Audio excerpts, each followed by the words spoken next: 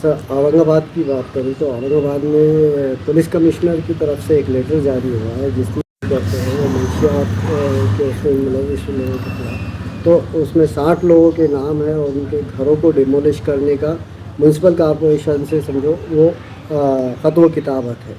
लेकिन उसमें देखा ये जा रहा है कि ना आवक जावक नंबर है, ना ही डेट है और ना ही। देखिए, मैं इस बात की तायीद इसलिए नहीं करता हूँ, मैं इसका विरोध इसलिए करता हूँ कि अगर किसी घर के अंदर हाँ, कोई एक नौजवान लड़का है जो गलत धंधे कर रहा है, लेकिन उसी घर में उसकी बीवी है जो नमाजी है, उसका बूढ़ा बाप है जो मेहनत करके ज़िंदगी भर है तो ये घर बनाया है।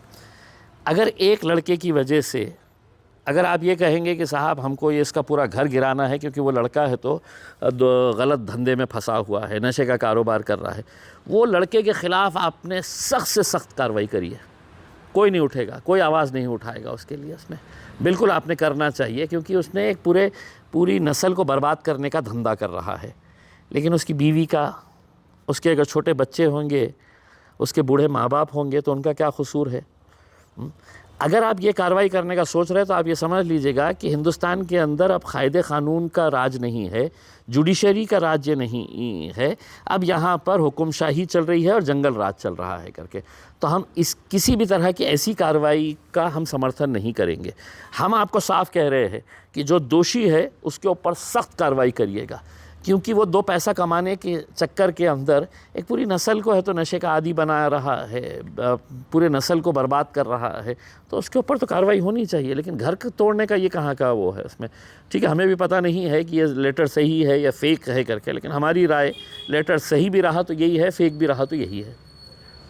किरीट सोमैया औरंगाबाद आए थे, उन्होंने मेयर से मुलाकात की और उन्होंने वही बांग्लादेशी घुसपैठियों का मामला उठाया। अब क्या है, ये इतने शहरों में जाके घूम चुका है ये, तो अब उसने बताना कि कौन कौन से शहरों के अंदर कितने मिले हैं करके घुसपैठिए बांग्लादेशी जो है ना।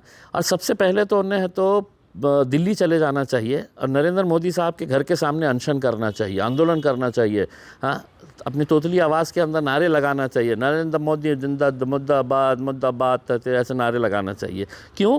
क्योंकि बांग्लादेश की जो शेख हसीना उनको लाकर है तो मोदी जी ने है तो दिल्ली के अंदर मेहमान बनाकर रखा हुआ है इसमें, तो वो चलती है। लेकिन तुम ढूंढ रहे हैं कि इम्तियाज़ जलील के अंदर कोई बांग्लादेशी नज़र आ रहा है क्या करके, कोई पाकिस्तानी नज़र नहीं। साहब, हम हिंदुस्तानी है यहाँ पर। तुम ये जितने भी लेके आए है नामा ये वो जो है, अब तुमने बताओ इतने सालों से तुम घूम ले रहे हैं, तो कितने मिले तुमको बांग्लादेशी? बताइए ना। मुझे आज भी अच्छी तरह से याद है कि मैं जब विधानसभा के अंदर था तो परभनी के एक एमएलए ने खड़े होकर कहा था कि वहाँ पर इतने सारे बांग्लादेशी है करके। हम फ़ौरन खड़े हो गए थे, हम बोले थे साहब फ़ौरन इसको पकड़ो और इसको बोलो एक घर पे लेके जाए करके कि कौन कौन है करके बांग्ला, इसके पास इतनी बड़ी पुख्ता जानकारी है करके। लेकिन क्या है कि सिर्फ आपको है तो एक मुस्लिम द्वेष के तौर के ऊपर लोगों को परेशान करने का है कि लाइए भैया तुम्हारे डॉक्यूमेंट्स लेके आइए, तुम्हारे पेपर्स लेके आइए।